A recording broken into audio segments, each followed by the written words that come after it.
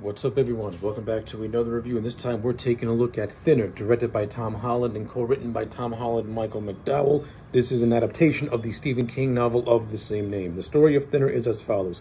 Billy Halleck is a lawyer who, while driving home with his wife while getting a BJ, accidentally hits the daughter of an old gypsy man. Because of this, the old gypsy man places a curse on Billy Halleck, which causes an overweight man to lose weight uncontrollably, to the point where he's nearly an emaciated skeleton. So yeah, that's the overall story of this movie. Let's talk about it. Now, I never read Thinner, the book. I've always wanted to, never got around to it. However, I have seen this movie more than once, and I'm not going to lie, I like Thinner. I think this is a cheesy body horror movie. This came out during the time where Stephen King adaptations were not as sophisticated as they are now.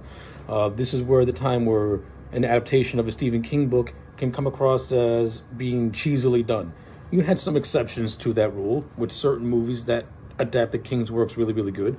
This movie, on the other hand, kind of adapted it in a tongue-in-cheeky type of way. And that a lot has to do with Tom Holland, who directed films such as Fright Night and the original Child's Play movie.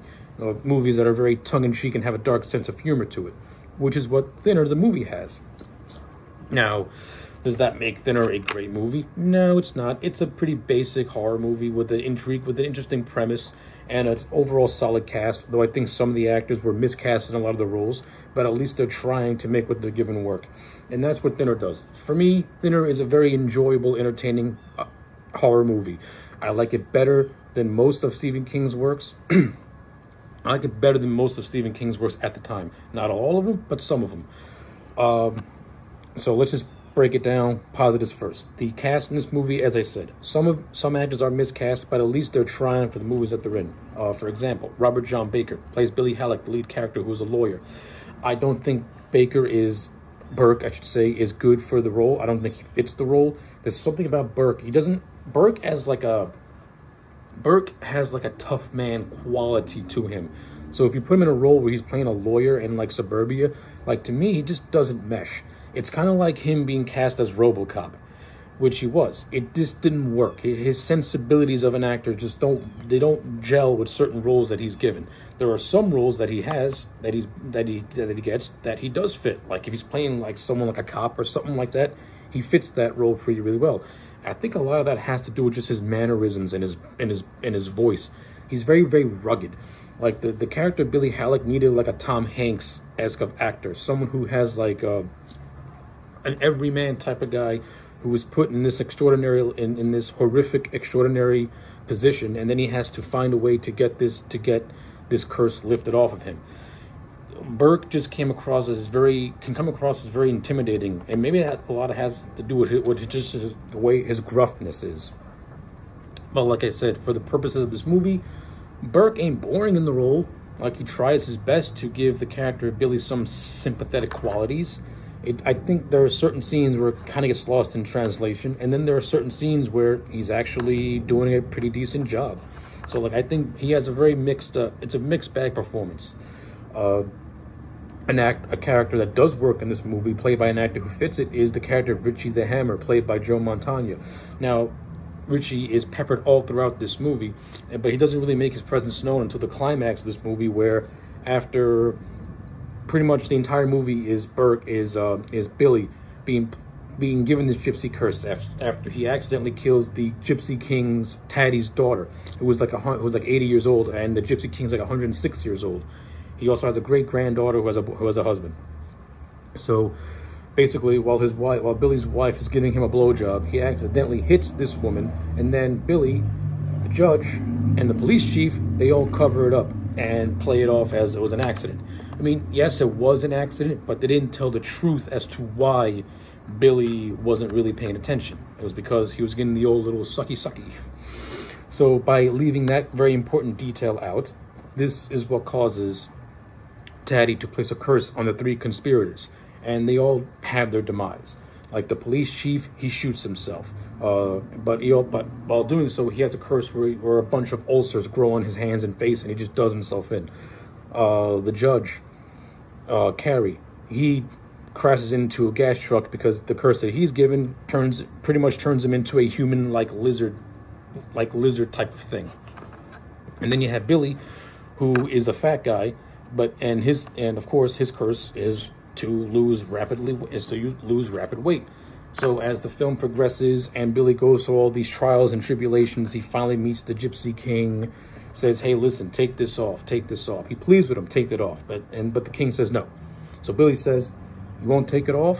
I place the curse of the white man from town on this. At first, it starts off with Richie just, poisoning some dogs and leaving some notes. He then hires a mook to track him, and the mook gets killed off. This is what causes Richie to get the heavy artillery. Some guns, shoots up the camp, puts the notes on the great-granddaughter's husband. He accidentally gets shot up by his camp because they believe that it was because they mistake him for Billy. And these events are what finally causes Taddy, the Gypsy King, to finally lift the curse. Like, his camp was just slaughtered. His great-granddaughter was nearly killed because Richie, disguised himself, posing as a police officer, nearly burned her to death with acid. This is what finally causes the Gypsy King to lift the curse. But in order to do so, Billy has to give a piece of pie to somebody he wants to have killed. Throughout this movie, there's a subplot of Billy's wife, Heidi, having an affair with a doctor named Mikey. And the two of them are trying to get Billy out of the picture by any means necessary to continue on their affair.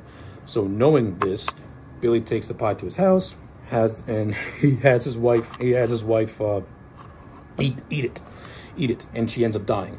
However, unbeknownst to Billy, his daughter Linda also eats a piece of the pie. Now, since this guy's going to be the guy realizing he made a mistake, this is where Burke's acting actually shines through.